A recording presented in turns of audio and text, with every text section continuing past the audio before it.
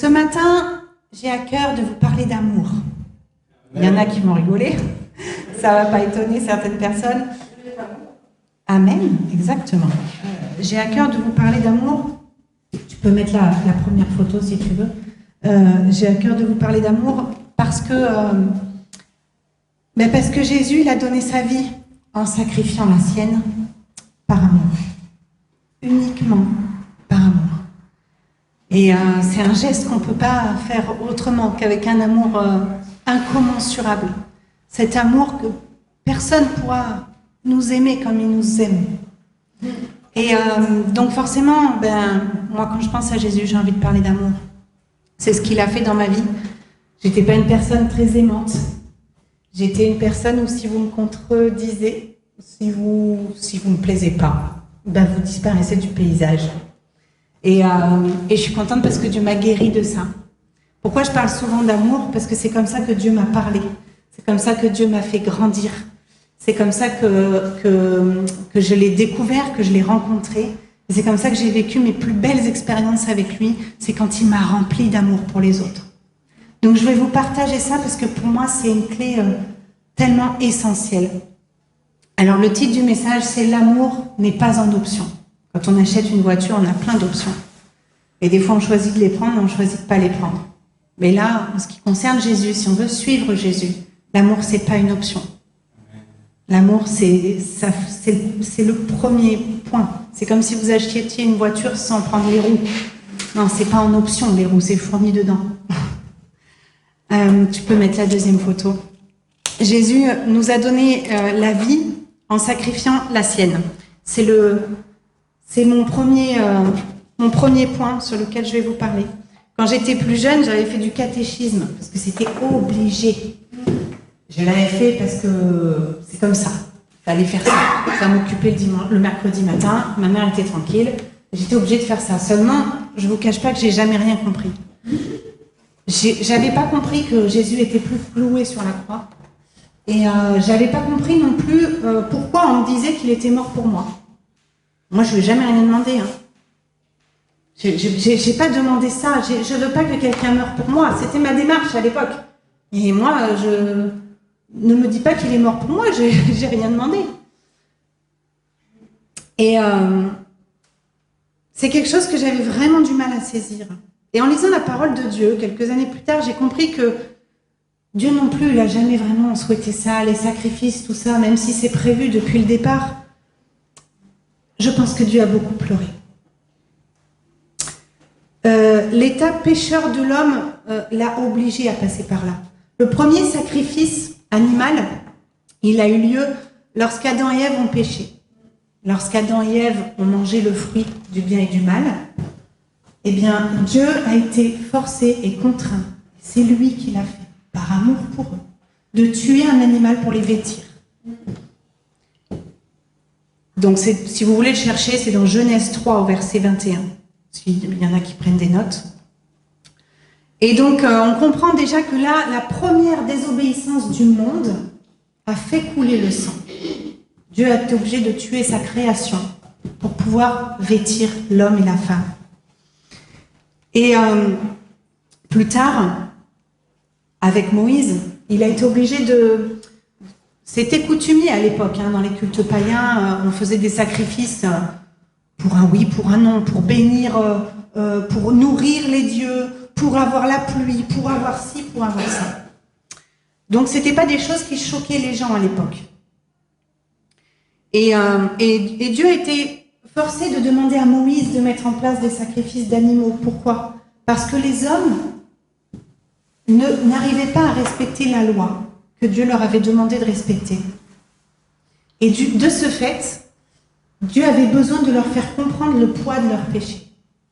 Dieu avait besoin de leur faire comprendre que le salaire du péché, c'est la mort. Que quand on désobéit, quand on s'écarte du chemin qu'il nous a montré, le sang doit couler.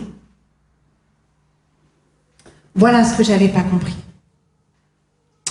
Et donc ce verset, il est dans Romains 6 au verset 23. Le salaire du péché, c'est la mort. Pourquoi? Parce que la vie, en fait, c'est Dieu. Et Dieu ne peut pas être en présence du péché. Donc quand on choisit le péché, forcément, eh ben, c'est comme la lumière, la lampe chasse les ténèbres. On ne peut pas avoir les ténèbres et la lumière au même endroit. Quand on allume la lumière, il n'y a plus de noir. C'est la même chose avec Dieu. Là où il y a du péché, Dieu ne peut pas être présent. D'accord ?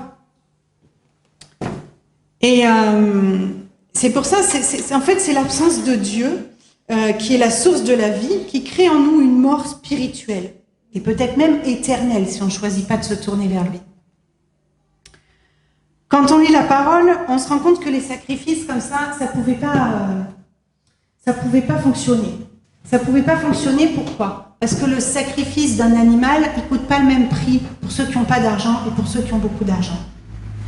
Il n'a pas la même valeur. Et on s'habitue à tout.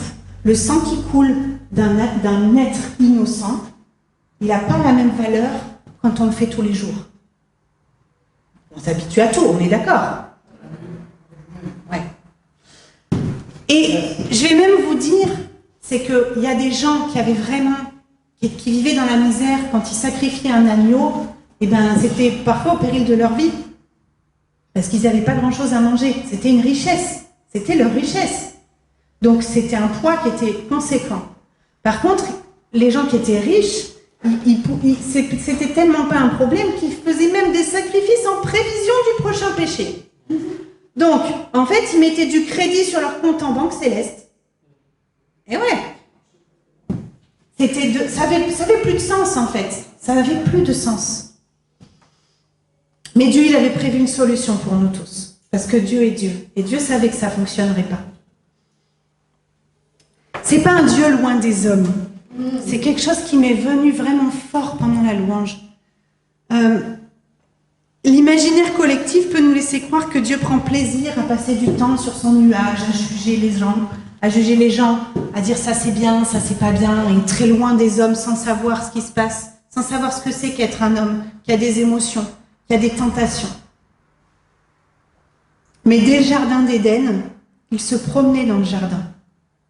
Et aussi toutes les fois où on peut lire l'ange de l'Éternel. En fait, toutes les fois où on lit l'ange de l'Éternel avec Moïse, avec Jacob, avec Daniel, c'était Jésus qui était là. C'était Jésus en personne qui était là. Donc non, c'est pas ce Dieu assis sur son nuage loin des hommes. On peut voir dans 2 Chroniques 16 au verset 9, en effet, le Seigneur promène ses regards sur toute la terre afin de soutenir ceux qui l'aiment de tout leur cœur. Amen.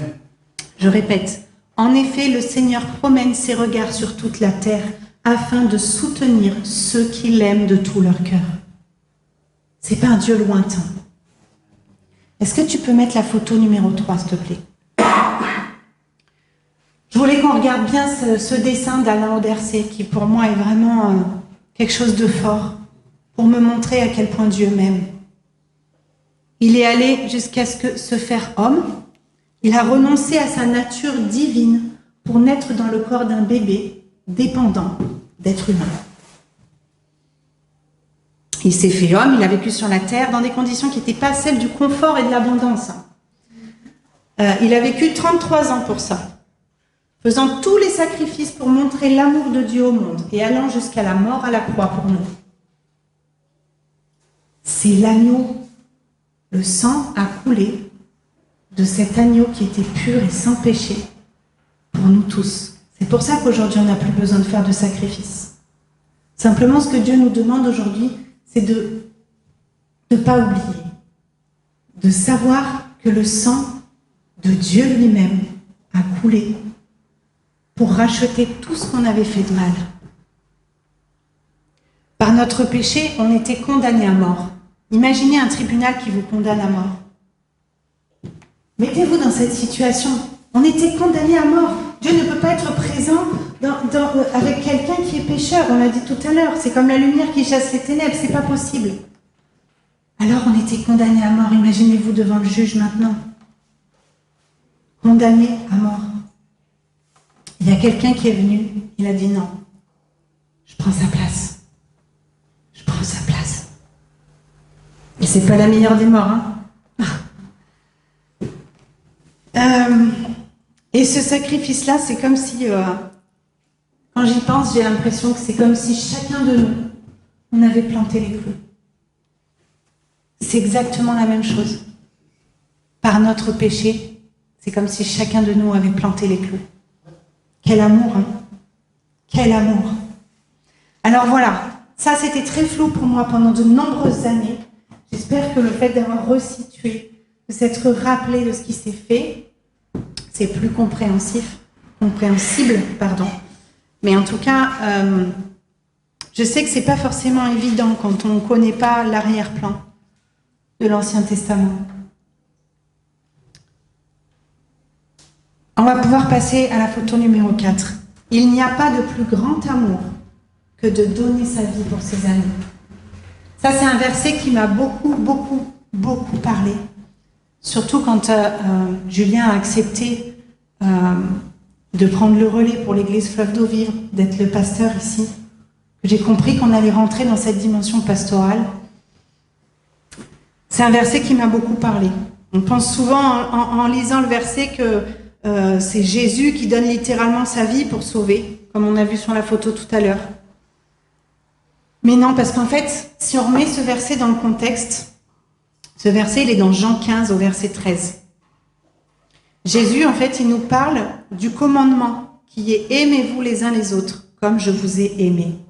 Je veux juste resituer, à ce moment-là, Jésus n'a pas été crucifié encore. Hein. Donc, il n'est pas en train de parler de sa mort à la croix. Il ne s'agit pas de ça. D'ailleurs, Jésus, il n'est pas mort uniquement par amour pour ses amis, il est mort pour des pécheurs qu'il détestait. Donc, ce verset, il ne parle pas de ça. Il nous a aimés le premier. Il nous a aimés le premier, avant qu'on l'aime. Donc, on n'était pas ses amis à ce moment-là. En fait, après, on peut s'imaginer et se dire « Ouais, bah c'est bon, moi, ce verset, il n'y a pas de souci. Le jour où il y a quelqu'un qui veut tirer une balle sur Naomi, wow, je passe dedans, hop, je la prends pour elle. C'est bon, ma décision est prise. » Non, mais en fait, il ne parle pas de ça non plus. Parce que ça arrive que dans les films. Ça arrive très souvent dans les films, c'est vrai. Hein. Mais ça arrive que dans les films. Là, il nous parle de quelque chose qui est applicable tous les jours. Donner sa vie pour ses amis. Au moment où il en parle, ses disciples, ils savent très bien de quoi il parle. Donc nous, on a besoin de recontextualiser, mais eux, ils savent très bien. Parce qu'ils vivent avec lui. Donner sa vie pour ses amis, Jésus ne nous parle pas là d'un amour, d'un sentiment d'amour. Il parle de l'amour fraternel. Cet amour qui nous fait passer le besoin des autres avant les nôtres. Cet amour agapé, l'amour fraternel, qui nous fait passer les besoins des autres avant les nôtres. Et en fait, on voit, on va peut-être le lire. Donc, Jean 15, au verset 9, « Tout comme le Père m'a aimé, moi aussi je vous ai aimé. Demeurez dans mon amour. Si vous gardez mes commandements, vous demeurerez dans mon amour. De même que j'ai gardé les commandements de mon Père et que je demeure dans son amour. Je vous ai dit cela afin que ma joie demeure en vous et que votre joie soit complète. Voici mon commandement. Aimez-vous les uns les autres comme je vous ai aimé. Il n'y a pas de plus grand amour que de donner votre vie pour vos amis. Vous êtes mes amis si vous faites ce que je vous demande. Je ne vous appelle plus serviteur parce que le serviteur ne sait pas ce que fait son Seigneur. Mais je vous ai appelé ami parce que je vous ai fait connaître tout ce que j'ai appris de mon Père. Ce n'est pas vous qui m'avez choisi, c'est moi qui vous ai choisi et je vous ai établi afin que vous alliez, que vous portiez du fruit et que votre fruit demeure. Alors ce que vous demanderez au Père en mon nom, il vous le donnera. Ce que je vous commande, c'est de vous aimer les uns les autres. C'est plutôt clair, hein? C'est plutôt super clair. En fait, c'est carrément un commandement. Il n'est pas en train de parler de lui. Il n'est pas en train de dire « Regardez ce que j'ai fait pour vous » ou « Regardez ce que je vais faire pour vous ». Il est en train de dire que si on ne fait pas les choses par amour, si on n'accomplit pas les missions qu'il nous a confiées, si on ne lui obéit pas par amour et qu'on ne fait pas sa volonté, ben on n'a rien compris. On entend souvent si mon mari ou ma femme était moins pénible, ce serait plus facile de l'aimer. Si je rencontrais l'homme de ma vie, je trouverais le bonheur. Et ça changerait tout. Si mes parents étaient plus compréhensifs, je serais bien plus agréable avec eux. Si mes voisins étaient moins bruyants, je serais plus souriant. On peut en faire plein, hein. Mais imaginez une seconde que Jésus dise, si mes disciples avaient eu plus de foi, s'ils avaient été moins peureux, j'aurais pu mieux sauver le monde. C'est impossible. On ne peut pas s'imaginer une seconde que Jésus pouvait être dépendant des réactions des autres. Tout au long de la parole de Dieu, on peut voir, franchement, les disciples, ils étaient lourds des fois. Hein. Vraiment. Hein. D'ailleurs, il les a repris plusieurs fois, des fois sévèrement. Mais ça ne l'a pas empêché d'accomplir ce pourquoi il était là. Et surtout, ça ne l'a pas empêché de les aimer. Sa dernière prière au Père, c'était pour l'unité de ses disciples, pour qu'ils soient unis et qu'ils s'aiment. Son dernier acte a été de leur laver les pieds. À tous, même à Judas. Alors qu'il savait très bien que Judas allait le trahir, puisque après tout ça, il lui a dit maintenant ce que tu as à faire, fais-le vite. Il savait très bien. Ça ne lui a pas empêché de lui laver les pieds.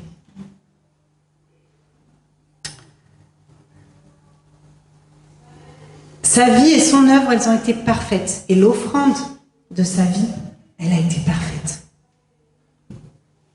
Est-ce que tu peux mettre la photo 5, s'il te plaît?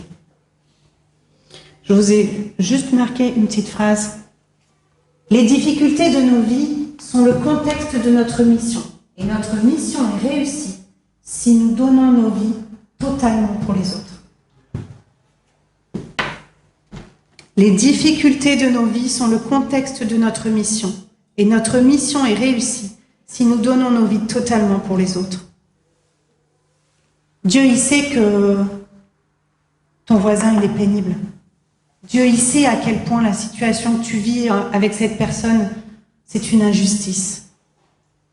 Dieu, il sait à quel point ton mari, ton épouse, à quel point, je sais pas, tes parents sont pénibles. Mais c'est pas pour ça qu'il ne te demande pas de les aimer et de t'occuper d'eux.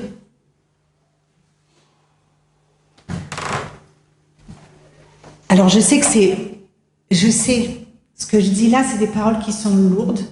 Ce que je dis là, c'est des choses qui sont... Je sais, il y a toujours des cas extrêmes. Mais Jésus nous demande d'aller jusqu'au bout. Mais je suis parfaitement consciente du poids de mes mots. Le comportement des autres, ce n'est pas un élément de réussite pour notre vie. D'accord ? L'important, ce n'est pas la performance ou d'atteindre un objectif précis, c'est que chacun se donne totalement. Ce n'est pas le comportement des autres qui va faire que votre mission va être réussie, ce que Dieu vous demande. Ça n'a pas de rapport d'interaction. Dieu vous demande de vous donner totalement. Après, si la personne veut ou qu'elle ne veut pas, ça ne dépend pas de vous, en fait. Il y a des choses à abandonner. Moi, je me donne totalement. Après, lui, s'il veut être pénible, s'il veut en faire qu'à sa tête, c'est pas ce que Dieu me demande. Dieu ne nous contrôle pas. Nous n'allons pas contrôler les autres. D'accord ? On n'est pas des marionnettistes et Dieu non plus. Par contre, ce qu'il nous demande à nous, faisons notre part, c'est de nous donner totalement par amour.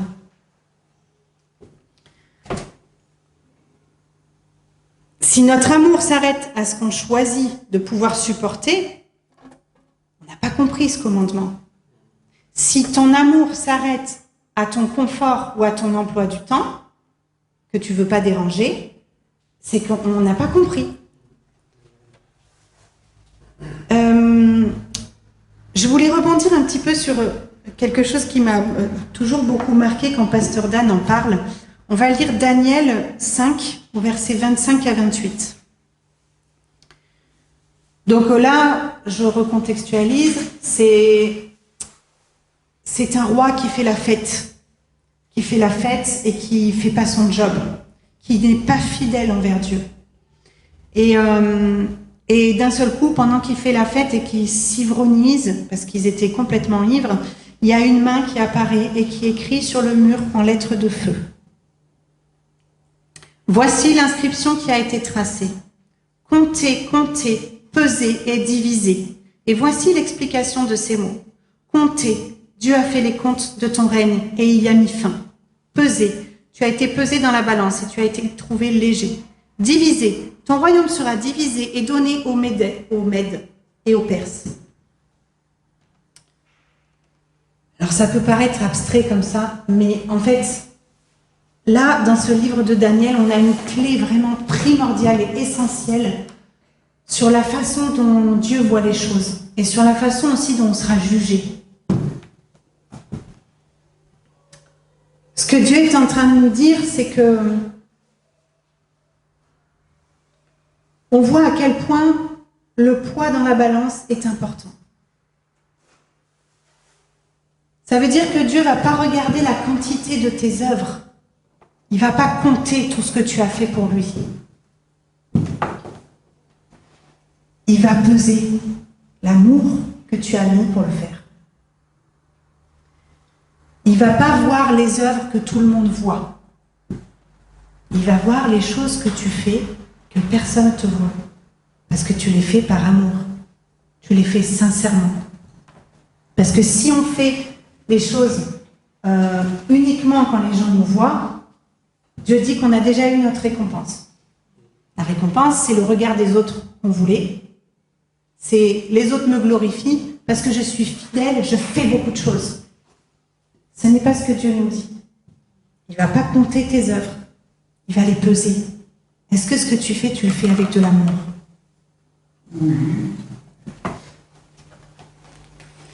Donc on a compris, le poids, c'est l'amour qu'on met derrière les choses. Sacrifier pour son temps pour aller réconforter sa voisine en souffrance. Venir faire le ménage à l'église quand personne ne te voit. Ou faire le ménage chez ta sœur qui s'est cassé le bras. Garder les enfants de ta voisine. Ça, c'est des choses, il n'y a personne qui va te glorifier pour ça. Mais par contre, Dieu voit l'amour que tu mets dedans. Et ça pèse dans la balance. Ça pèse. Est-ce que tu peux mettre l'image numéro 6? Ah bah tu l'as mis déjà. Ok. C'est l'amour qui fera du poids. L'amour que tu mets en action ne se consumera pas lorsqu'il passera par le feu au ciel. Il sera changé en un joyau éternel. Alors pour ceux pour qui cette notion elle est compliquée, on va lire 1 Corinthiens 3 au verset 11. Conformément à la grâce de Dieu que Dieu m'a donnée, j'ai posé le fondement comme un sage architecte et un autre construit dessus. Cependant, que chacun fasse attention à la manière dont il construit dessus. Donc le fondement, c'est Jésus. D'accord? On construit sur Jésus. Car personne ne peut poser un autre fondement que celui qui a été posé, à savoir Jésus-Christ.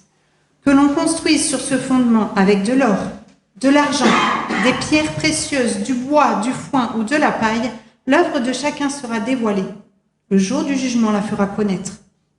Car elle se révélera dans le feu et l'épreuve du feu indiquera ce que vaut l'œuvre de chacun. Si l'œuvre que fera quelqu'un a construite sur le fondement subsiste, il recevra une récompense. Si son œuvre brûle, il perdra sa récompense. Lui-même sera sauvé, mais comme au travers d'un feu. Alors là, ce qu'il nous dit, Paul, c'est qu'on ne va pas perdre notre salut. C'est pas ce que je suis en train de vous dire. En revanche, il y a des récompenses au ciel. Et ces joyaux, ces trésors qu'on amasse sur ce fondement qui est Jésus, c'est l'amour. C'est l'amour que vous mettez derrière les œuvres. Si on va donner à manger dans la rue aux personnes qui en ont besoin en se filmant sur Instagram, on a notre récompense. On a notre récompense. Il y a eu 100 millions de likes. Waouh! Incroyable! Bah, t'as ta récompense en fait. Par contre, si tu vas le voir et qu'il n'y a personne pour te regarder et que tu t'assois dans la crasse avec lui pour discuter, par contre, Dieu le voit. Et ça, ce sera un joyau dans le ciel. quand tu passeras par le feu du jugement, ce sera un joyau. Ce sera la récompense que Dieu va te donner.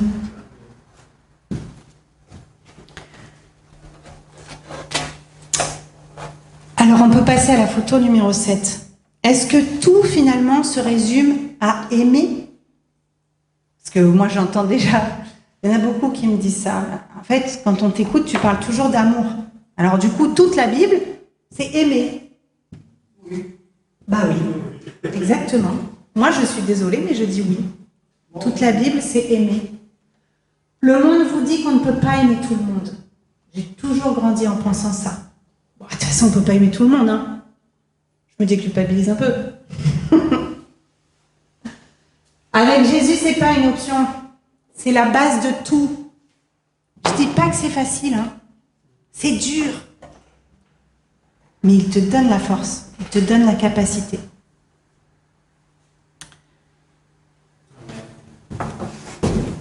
C'est vraiment un commandement. Et ouais, moi, d'après moi, tout se résume à aimer. Vous pouvez lire Matthieu 22, versets 35 à 39. On va le lire. Et l'un d'eux, professeur de la loi, lui posa cette question pour le mettre à l'épreuve. En fait, il voulait le piéger. Maître, quel est le plus grand commandement de la loi?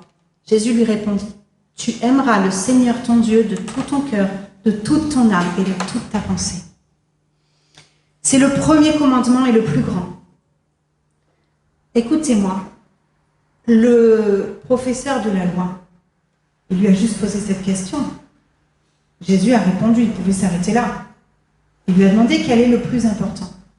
Jésus a donné le premier commandement que Dieu a donné. Il pouvait s'arrêter là. Il avait répondu. Mais il rajoute quelque chose. Et voici le deuxième, qui lui est semblable. Tu aimeras ton prochain comme toi-même. Donc oui, s'il y a deux choses qu'on doit retenir de la parole de Dieu, c'est les deux choses que Jésus nous dit. Aime ton Dieu de tout ton cœur, de toute ton âme, de toute ta pensée. Et aime ton prochain comme toi-même.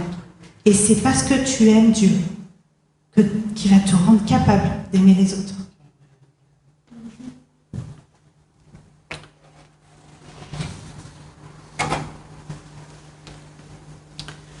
Quand il y a des nouvelles personnes qui arrivent dans l'église, on a tous un sentiment de grande joie. Parce qu'il y a des personnes qui cherchent Dieu et qu'on connaît la bonne nouvelle. On connaît la vérité qui pourra les sauver. Alors, c'est vrai que c'est grisant. On ressent un amour profond pour eux. Parce qu'on a envie de leur parler. Mais qu'est-ce qu'il en est au bout d'1 an, 2 ans, 3 ans? Est-ce que tu es toujours aussi enjoué de passer du temps avec cette personne? Est-ce que tu l'invites à manger le dimanche après l'église? Est-ce que toutes ces personnes qui viennent juste un dimanche de temps en temps se sentent aimées? C'est juste des questions, hein. C'est pas des reproches, c'est des questions qu'on doit tous se poser. Parce que, en fait, ce que Jésus nous dit, aimer les autres comme lui nous a aimés, aimer les autres comme nous-mêmes, c'est qu'on doit investir, en fait. On doit investir du temps. Ça peut parfois changer nos projets. C'est plus dur, hein, d'aimer quelqu'un sur le long terme. Et est-ce qu'il y a des personnes qui, ici, aspirent à un réveil spirituel?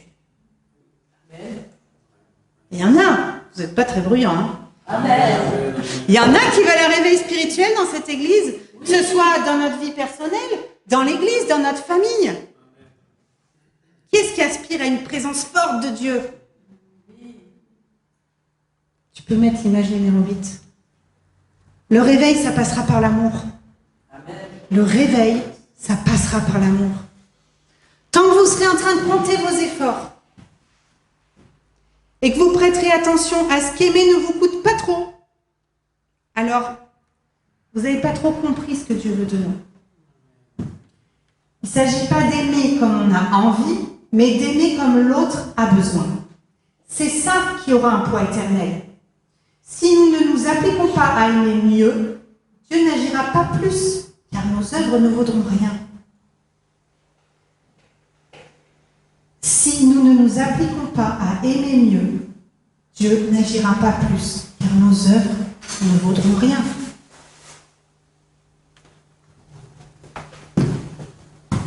Est-ce qu'on est conscient que des fois on veut plus de puissance, plus de miracles, plus de dons spirituels, mais c'est pas pour nous, hein. Donc à partir du moment où c'est pour nous, c'est-à-dire que derrière il y a ce désir caché de dire ouais, Dieu m'utilise moi. On a tous eu ça à un moment donné au fond de notre cœur. Donc tous ceux qui me disent que c'est pas vrai, examinez votre cœur. Dieu te dit que c'est pas pour toi. Et quand on arrive à aimer plus les autres que la puissance, les miracles, le fait d'être utilisé, si tu te donnes entièrement pour les autres, ça va déverser. Dieu va déverser. Dieu va déverser. Le réveil va arriver. Pourquoi? Parce qu'on est prêt à mourir pour les autres, spirituellement. Parce qu'on est prêt à sacrifier notre vie pour les autres. Parce qu'on est prêt à dire « Oh, j'avais prévu une soirée Netflix, mais je vais l'oublier. Parce que mon ami a besoin de parler. » Et c'est ça que Jésus voit. C'est ça que Jésus voit. On est en train de parler de sacrifice aussi. Je sais que c'est pas très populaire. Mais c'est ce que Jésus nous demande. Et on sera pesé. Je veux juste, peut-être que ça paraît pas très biblique ce que je suis en train de vous dire, donc je veux juste vous lire un petit passage. Matthieu 7, 22, verset, 21. Ceux qui me disent Seigneur, Seigneur, n'entreront pas tous dans le royaume des cieux, mais seulement celui qui fait la volonté de mon Père céleste. Beaucoup me diront ce jour-là, Seigneur, Seigneur, n'avons-nous pas prophétisé en ton nom? N'avons-nous pas chassé des démons en ton nom? N'avons-nous pas fait beaucoup de miracles en ton nom? Alors je leur dirai ouvertement, je ne vous ai jamais connu. Éloignez-vous de moi, vous qui commettez le mal. C'est quoi le mal là-dedans? Moi, c'est une parole qui m'a toujours terrifiée. Sincèrement, hein, c'est une parole qui m'a toujours terrifiée. C'est quoi le mal là-dedans? Le mal, c'est de ne pas obéir aux 2 premiers commandements que Jésus nous a cités. Tu aimeras le Seigneur ton Dieu de tout ton cœur et de toute ton âme et de toute ta pensée, et tu aimeras les autres comme toi-même. Ou comme je vous ai aimé. Il y a plusieurs versions dans la parole, parce qu'il le dit plusieurs fois. Donc, c'est quoi le mal là? Le mal, en fait, oui, ils ont eu cette puissance. Parce que Dieu, des fois, peut utiliser des personnes qui vont pas avoir une vie sanctifiée. Dieu peut utiliser des personnes qui ne sont pas fidèles pour lui. Vous savez pourquoi? Parce que Dieu, lui, il aime la personne qui va être au bénéfice du miracle. Mais celui qui prie, on ne sait pas comment il sera jugé, on ne connaît pas son cœur. Mais quand Dieu agit, ce n'est pas la personne qui agit, c'est Dieu qui agit au travers de lui. Et quand Dieu agit pour sauver quelqu'un, pour guérir quelqu'un, c'est pour la personne qui le guérit qu'il le fait. Pas pour celui qui impose les mains. Donc des fois, ça peut arriver qu'il y ait des personnes qui ne soient pas saintes, qui fassent des miracles. Il ne faut pas juger quelqu'un là-dessus. Hein. On va être pesé, pas compté. Hein. On peut très bien avoir des personnes qui vont être fidèles dans la prière, qui vont venir là chaque semaine, plusieurs fois par semaine, prier, jeûner, faire le ménage, s'occuper des enfants ou je ne sais quoi, dans une église, qui seront fidèles, qui ont le cœur sincère, et un prédicateur qui va haranguer les foules et qui va visiblement porter beaucoup de fruits, mais qui, lui, ne le fera pas avec amour. Et là, c'est qui aura la plus belle maison au ciel? C'est le pasteur qui fait les choses sans amour? Ou c'est les personnes qui vont être fidèles dans la prière, le ménage, les enfants, etc., et qui le font avec amour? Ben moi, je vous le dis, hein, c'est écrit. Hein. C'est l'amour qui va peser dans la balance. Donc, c'est pas parce qu'il y a quelqu'un qui semble visiblement apporter du fruit, etc. Non, ne nous amusons pas à juger de ça. Dieu jugera de ça. Mais nous, soyons convaincus que ce qu'on fait, on le fait avec amour. Parce que sinon, c'est pas la peine.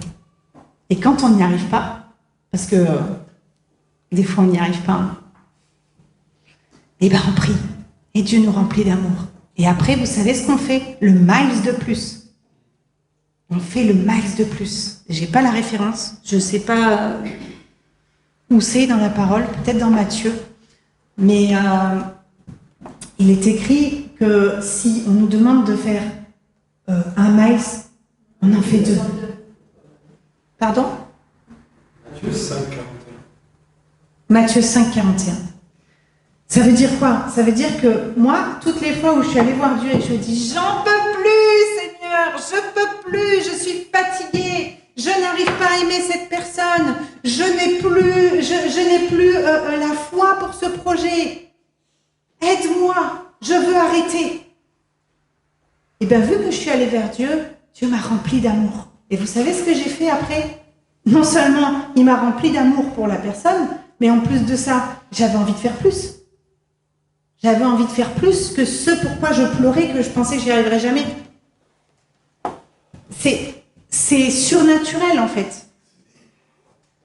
Si tu vas demander à Dieu les capacités de faire, tu auras les capacités non seulement de faire, mais en plus de faire plus. Plus encore. Alors aimer, ça veut dire quoi? Du coup, on parle beaucoup d'amour. Est-ce que quelqu'un a une idée, et je sais que oui, du passage biblique qui nous définit ce qu'est l'amour? Tu peux mettre la photo numéro 9 si tu veux. Est-ce que quelqu'un connaît un passage biblique qui nous parle d'amour? 1 Corinthiens 13. Bien joué. Je savais que il y en a qui sauraient. 1 Corinthiens 13. Moi, j'aimerais qu'on aille juste un petit peu avant pour bien comprendre et bien recontextualiser ce que nous dit l'apôtre Paul. Dans 1 Corinthiens 13, l'apôtre Paul nous parle d'amour. Il parle d'amour à l'église de Corinthe. Juste avant, en fait, ce qu'il explique, c'est qu'il parle des dons dans l'église. Il parle de l'église comme d'un corps. Il explique que nous sommes un corps, que chaque membre a des dons différents et que nous sommes complémentaires. D'accord? Et le dernier verset de ce chapitre-là, qui parle des dons, c'est verset 31, chapitre 12, verset 31. Aspirez aux dons les meilleurs. Alors par contre, c'est en version semeur que je l'ai pris. Ouais, super. Aspirez aux dons les meilleurs.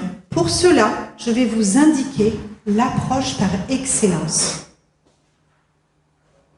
Et après, on a l'amour. Donc ça, c'est le dernier verset de 1 Corinthiens 12. Aspirez aux dons les meilleurs. Qui veut aspirer aux dons les meilleurs? Qui aspire aux dons les meilleurs ici? Moi, à fond, hein. Aspirez, hein. La prophétie, la guérison, ça existe, on le voit. Dieu est puissant, il agit aujourd'hui. Aspirons aux dons les meilleurs. Pour cela, je vais vous indiquer l'approche par excellence. Et là, ce que Paul va expliquer, c'est ce que je viens de vous expliquer. On va le lire. Si je parle les langues des hommes, et même celles des anges, mais que je n'ai pas l'amour, je suis un cuivre qui résonne ou une cymbale qui retentit. Là, par contre, je l'ai pris en 21, en second 21. Si j'ai le don de prophétie, la compréhension de tous les mystères et toute la connaissance. Incroyable. Qui veut ça? Moi. Si même j'ai toute la foi jusqu'à transporter des montagnes, mais que je n'ai pas l'amour, je ne suis rien.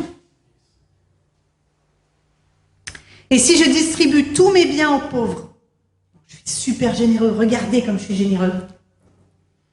Si même je livre mon corps aux flammes, mais que je n'ai pas l'amour, cela ne me sert à rien.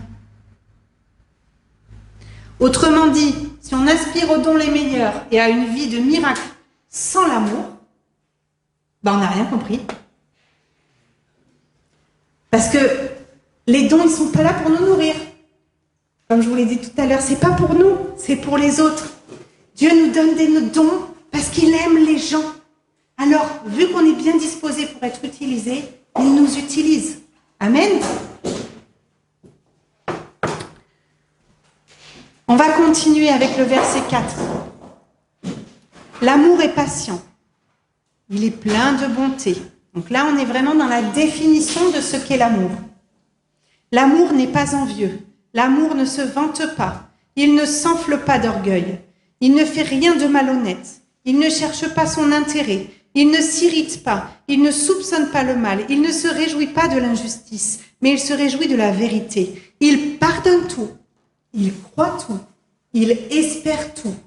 Il supporte tout.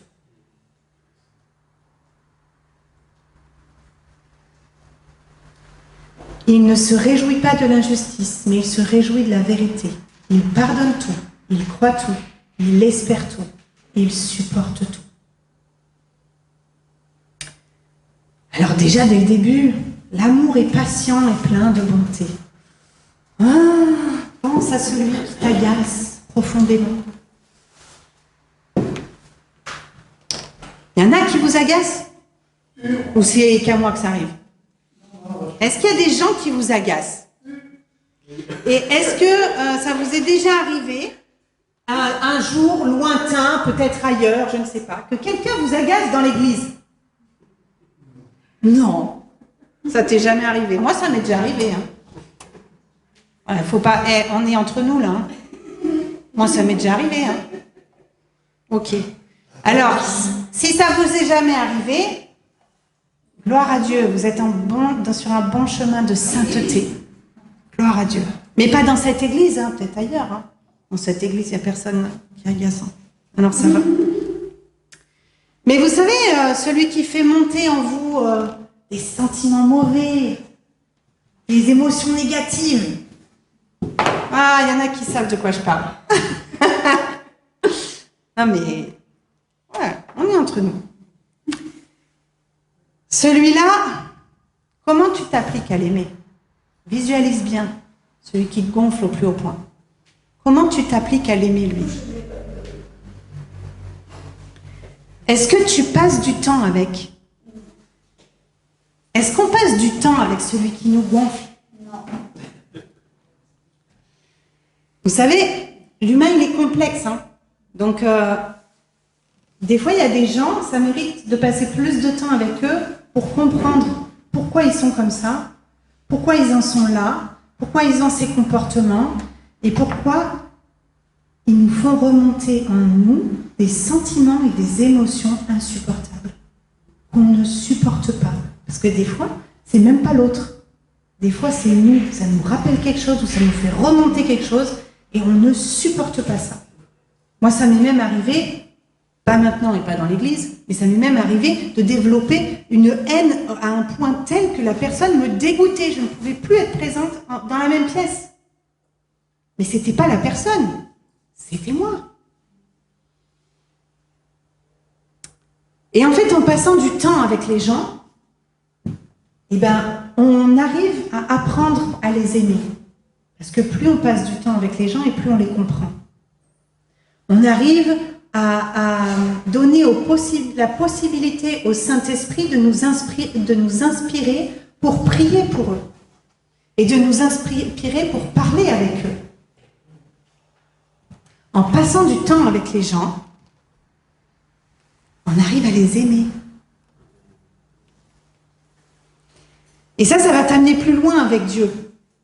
Parce que si tu passes du temps avec ces personnes, que du temps avec tes amis, ceux que tu aimes bien, Dieu ne va pas pouvoir te challenger. Dieu ne va pas pouvoir te faire grandir, en fait, dans l'amour. Alors que si tu passes du temps avec les gens qui te mettent au défi, quand je dis qu'ils te mettent au défi, c'est qu'ils te gonflent. Hein. Si tu passes du temps avec ces gens-là, c'est là que Dieu va te faire grandir. Parce que sinon, il n'y a pas de challenge si je choisis que les gens avec qui je suis bien, quoi. Il est où le sacrifice, en fait? Il est où c'est à quel moment que je me donne entièrement? Moi, je peux me donner entièrement pour passer du temps avec Julien. Hein. Il n'y a pas de souci. Hein. Non, c'est pas un sacrifice. Non, Dieu va pouvoir te faire grandir. Et c'est ces moments qui vont avoir du poids. Ça va avoir du poids pour le jour du jugement. Ça va aussi avoir du poids dans ta relation avec Dieu. Ça va te faire grandir dans ta relation avec Dieu. Ça va te faire grandir en maturité. Bon, ça, c'était juste le premier titre de la définition. Hein. Je me dépêche. L'amour n'est pas envieux. Je vous promets, je vais couper court. L'amour n'est pas envieux. Est-ce que l'herbe est toujours plus verte chez le voisin? Ça vous dit quelque chose? Ça vous est déjà arrivé de vous dire que chez les autres, c'est vachement mieux et que moi, j'ai rien de ce que je voulais et que les autres, ils ont tout et c'est pas juste? Non. Ouais, là, c'est pareil. S'il y en a qui me disent non, vous êtes des menteurs. On est tous nés pécheurs. Il n'y a personne qui est né saint. Donc, voilà. Et puis, on a tous été élevés dans la comparaison aussi. On a tous été élevés en se disant, il y a toujours quelqu'un qui nous a dit « Eh, regarde, elle fait ça mieux que toi. Eh, regarde, toi, t'es ci, toi, t'es là. » Alors que elle, machin, ou même les profs à l'école, ou même... il y a toujours quelqu'un qui nous a comparés et qui a pu faire naître en nous ces sentiments, en fait, qui nous détruisent de l'intérieur. Ouais. Et bien, quand il y a quelqu'un, même dans l'église, quand il y a quelqu'un, des fois, qui a tout, vous avez l'impression qu'il a tout et que vous n'avez rien, et bien, priez pour lui pour qu'il reçoive plus encore. Parce que vous savez quoi? Ce que Dieu va lui donner, il ne va pas vous le donner à vous. Parce qu'il a autre chose pour vous. Ce que Dieu a prévu pour les uns, c'est pas pour les autres. C'est ce que Paul explique dans le chapitre juste avant. Ce que Paul, il explique, c'est que Dieu nous aime tous personnellement. Et il a tous des trésors incroyables pour chacun de nous. Mais on doit aller les chercher. Tout à l'heure, Julien parlait d'aller chercher, de chercher Dieu. Et des fois, on n'a pas découvert ce que Dieu avait pour nous. Par contre, on a vu ce que Dieu avait pour les autres. Et on se dit, moi j'aimerais bien ça. Pourquoi Dieu ne me donne pas ça? Parce que Dieu, il a autre chose pour toi. Quelque chose de personnel. L'amour ne se vante point. Il ne s'enfle pas d'orgueil. Et ça, on connaît tous aussi. Dans n'importe quel conflit, qui que ce soit, n'importe quel conflit avec qui que ce soit, on est tous convaincus d'avoir raison. Ben oui, sinon il n'y aurait pas de conflit. Les deux parties sont convaincues d'avoir raison.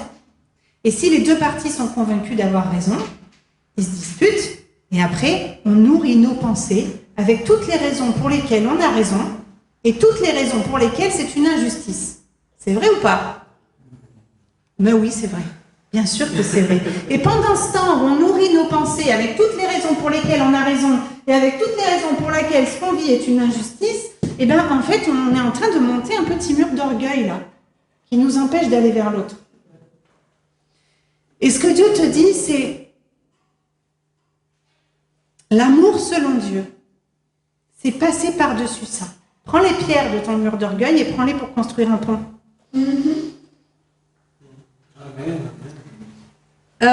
Passe par-dessus ça, en toute humilité. Va rejoindre l'autre. Pourquoi? Parce que si tu sais qui tu es en Christ, tu n'as rien à prouver. Si tu as raison, c'est pas ce que pense l'autre qui est important. C'est ce que Christ pense de toi. Amen. C'est pas que l'autre il t'aime qui est important. C'est que Christ, ce que Christ pense de toi. Lui, il sait si tu as raison ou tu as tort. L'amour, l'humilité et la maturité, c'est passer par-dessus ça. En se disant, c'est pas grave. Même si de toute façon j'ai raison et qu'il a tort, parce qu'il ne faut pas se leurrer jusqu'au bout on dit, c'est pas grave. Je vais rejoindre l'autre là où il est. Parce que c'est ça qui fait plaisir à mon Dieu. C'est ça qui pèse dans la balance. Et puis avec un peu de chance, Dieu te dira soit que tu avais raison, soit des fois que tu avais tort. Et là tu grandis encore. Gloire à Dieu. Dans tous les cas, c'est à ton avantage. Et finalement, je me suis posé cette question. Du coup, est-ce que finalement, ma difficulté à aimer, je vais dire parce qu'en fait, on est vraiment tous concernés. Est-ce que ma difficulté à aimer les autres, elle vient pas du fait que je ne suis pas convaincue de ma propre identité? Est-ce que si j'ai pas besoin de prouver ma valeur aux autres, est-ce que leurs jugements vont me blesser? Mais non, j'ai rien à prouver. Si tu juges que je suis comme ça ou comme ça, moi je te rejoins dans l'amour. Après, ce que tu penses, c'est ton problème. Moi, je sais ce que Dieu pense de moi. Et ce que je veux, c'est que Dieu pense du bien de moi. Donc je vais tout faire pour peser dans la balance. Donc de ne pas être dépendant de l'amour des autres pour connaître ta propre valeur, ça va te libérer. Ça va te libérer. Vraiment, ça va te libérer. Si tu acceptes ce que Dieu dit de toi, c'est la vérité qui vient de lui qui va t'affranchir. Parce que ce que Dieu dit de toi, c'est la vérité. Tout à l'heure, je vous ai dit que le monde nous dit qu'on ne peut pas aimer tout le monde, mais que Jésus te dit que ce n'est pas une option. Et je sais que c'est dur, mais je vais vous dire un truc. Dieu nous dit d'aimer tout le monde, mais par contre, tout le monde ne nous aimera pas. Ça, c'est aussi une vérité. Ça, c'est aussi une vérité qu'il faut qu'on sache. Et Jésus l'a dit. C'est ce que Julien me disait aussi la semaine dernière, ça fait partie des promesses négatives. On sera controversé. Pourquoi on serait plus aimé que Jésus lui-même à l'époque où il était sur terre? Quand il était sur terre, il a été détesté par une bonne partie de la population. Nous ne nous attendons pas à ce que tout le monde nous aime, mais nous aimons tout le monde. Donc je suis désolée, j'ai peut-être un peu plombé l'ambiance. Mais par contre, il y a un truc auquel vraiment le Saint-Esprit veut nous mettre en garde aujourd'hui. Si on est sensible à l'amour des autres pour reconnaître notre propre valeur, on ne sera jamais heureux. On ne pourra jamais aimer comme Christ veut qu'on aime. Parce qu'en fait, on va tout faire pour être aimé des autres. On ne va pas tout faire pour Christ. On va tout faire pour être aimé des autres. Sauf que l'amour pour les autres, parfois, peut nous pousser à leur dire des choses qui ne leur plaisent pas. Mais ça, c'est par amour. Quand Dieu te convainc que tu dois aller reprendre ton frère, ta sœur, parce qu'il est sur une mauvaise voie, est-ce que quelqu'un a déjà été obligé de faire ça ici? Oui, moi aussi. Ben, je peux vous dire que j'avais la trouille avant, hein. J'ai prié longtemps. Hein. Toutes les fois où j'ai dû reprendre un frère, une sœur, c'est quelque chose qui n'est pas agréable. Parce qu'on ne veut pas faire du mal, parce qu'on ne veut pas faire de la peine, mais ce n'est pas ce que Dieu nous demande. Dieu nous demande d'aimer. Et Dieu nous dit, puisque tu aimes cette personne, tu vas lui dire qu'il est sur une mauvaise voie. Et des fois, la personne en face, elle ne va pas percevoir ça comme de l'amour sur le moment. Mais si elle est connectée à Dieu, elle comprendra et elle sera reconnaissante. Mais des fois, même par exemple, je vois par rapport à mes enfants, si je les laisse faire n'importe quoi, si je les gronde pas, que je les punis pas quand ils font une bêtise, c'est pas de l'amour. C'est ce que je leur explique. Si là, je ne marque pas le coup en te donnant une punition dont tu te souviendras, ça veut dire que je ne t'aime pas. Et c'est dur, c'est des moments qu'on déteste. Mais c'est important. Et Dieu te dit d'aimer comme lui veut que tu aimes. C'est l'amour selon son cœur.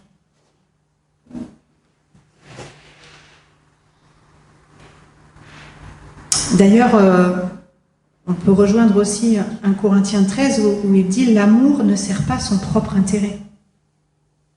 C'est tous notre intérêt d'être aimés. Hein. Mais si tu fais les choses pour être aimé, à un moment donné, tu vas faire des compromis.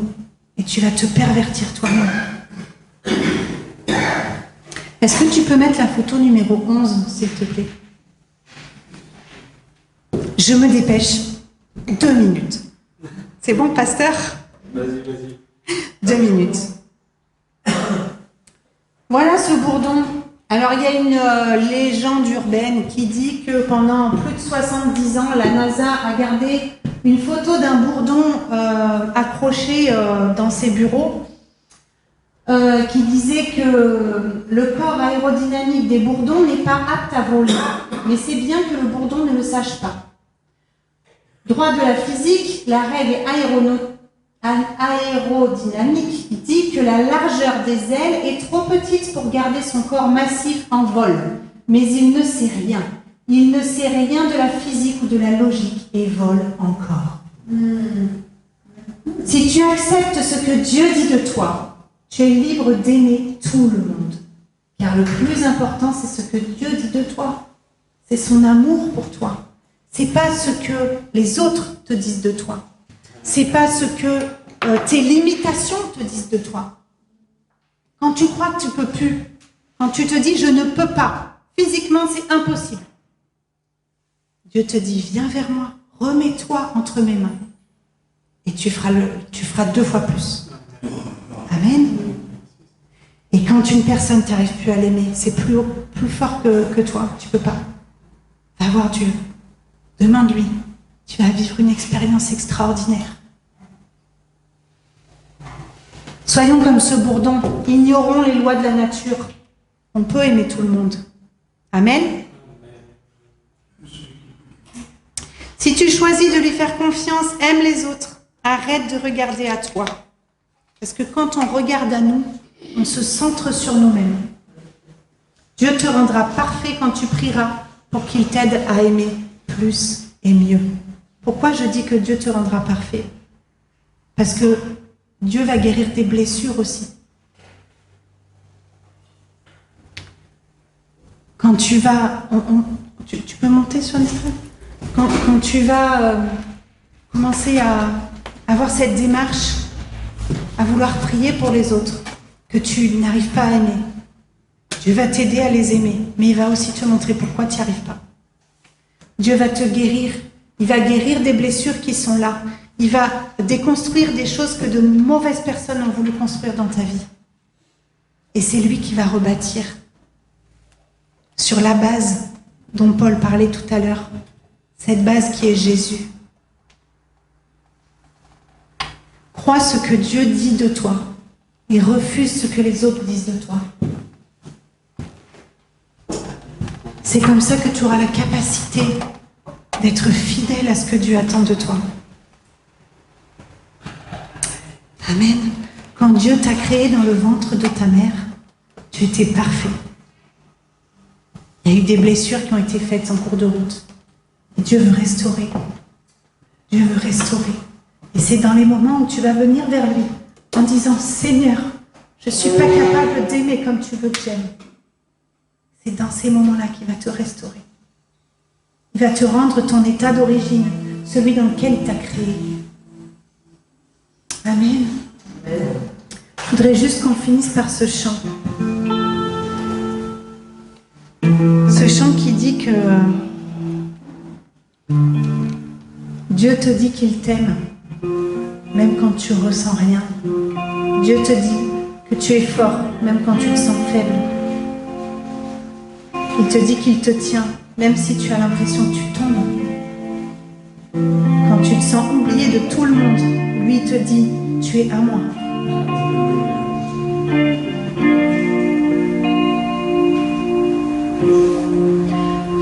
Des voix dans ma tête ne cessent de me dire que je ne suis rien.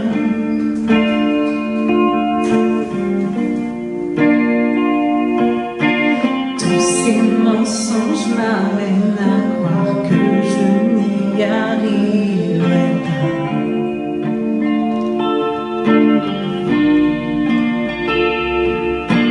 Ma vie ne se résume qu'à des moments de haut, de bas.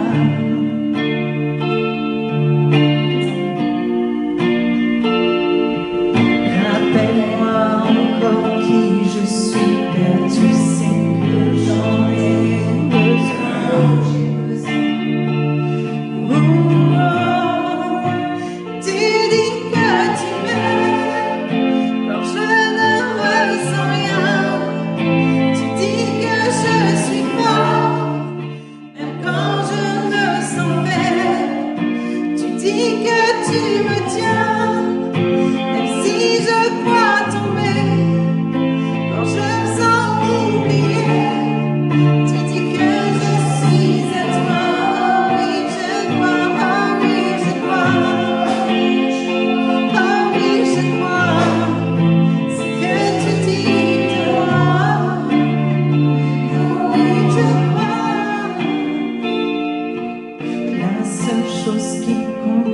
présence, c'est ce que tu penses de moi.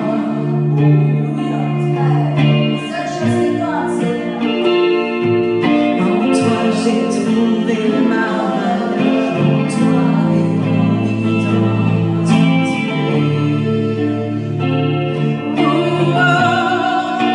Tu dis que tu m'aimes quand je ne ressens rien. Tu dis que je suis fort, même quand je me sens faible. Tu dis que tu me tiens, même si je crois tomber. Quand je me sens oubliée, tu dis que je suis à toi. Oh oui, je crois. Oh oui, je crois. Ce que tu dis de moi. Oh oui, je crois. Oh oui, je crois. Oh oui, je crois. Oh oui, je crois. Ce que tu dis de moi. Oh oui, je crois. Tout ce que j'ai maintenant, Seigneur, je dépose à tes pieds.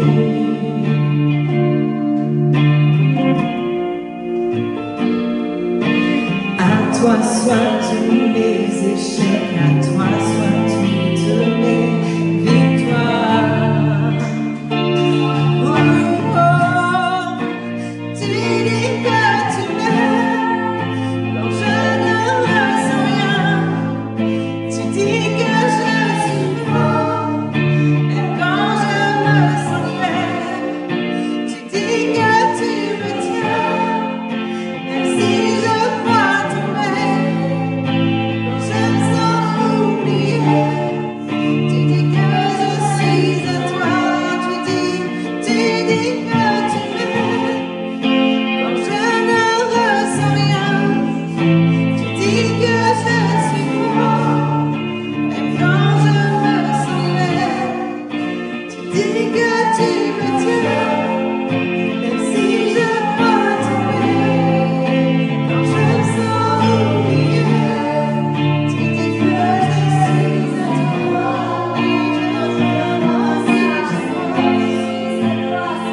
Oh oui, je crois. Ce que tu dis de moi. Oh oui, je crois. Oh oui, je crois. Oh oui, je crois. Oh oui, je crois. Ce que tu dis de moi. Oh oui, je crois.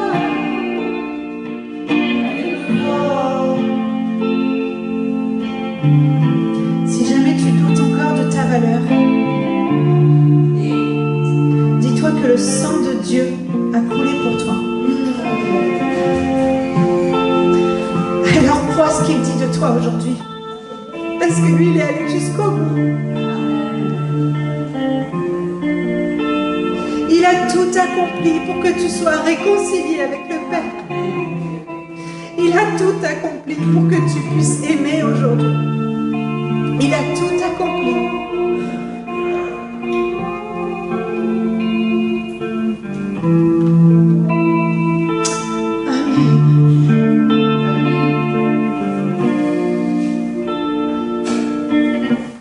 Amen, amen.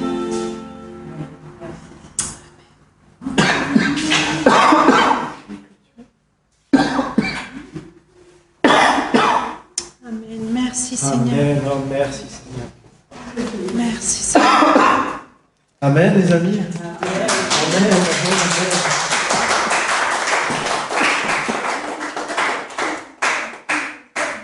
Alléluia. Oh, c'est tellement précieux. Hein. C'est bon de se rappeler ça. C'est bon de se rappeler ça. C'est pas forcément facile, mais c'est des paroles de vérité. Merci ma chérie de nous porter ça. Et c'est des paroles qu'on doit mûrir, qu'on doit mâcher, parce que c'est vraiment ce que l'Esprit dit aussi en ce moment à son Église. Et Amen. ouais, c'est ça. Amen, amen. Et c'est merci pour ce. Amen, amen. Merci pour ce message, ma chérie. C'était édifiant et puis ça nous booste. Là. C'est possible. C'est possible d'aimer. Aimer, c'est être libre. Alléluia. Alléluia. Que Dieu vous bénisse pendant toute cette semaine. N'oubliez pas ce qu'il dit de vous. N'oubliez pas ce que Dieu dit de vous. Et on le garde sur le cœur, on le chérit. Et avec lui, on va faire des exploits. Amen. Encore et encore, avec lui. C'est son esprit qui nous dit, c'est son esprit qui pourvoit aussi. Amen. Soyez bénis, passez une bonne semaine. On se tient au courant pour demain. Et voilà, Dieu est bon. Hein. Il est ressuscité. Il est vivant. Allez, soyez bénis. Amen. Amen.